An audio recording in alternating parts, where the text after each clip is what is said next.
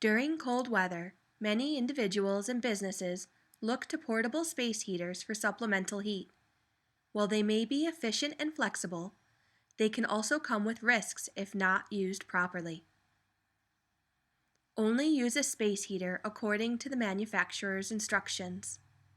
According to the National Fire Protection Association, space heaters accounted for 1/3 of the home heating fires from 2006 to 2010. Keep your space heater at least 3 feet away from anything that can burn, such as bedspreads, drapery, and furniture. If you're using an electric space heater, plug it directly into the wall.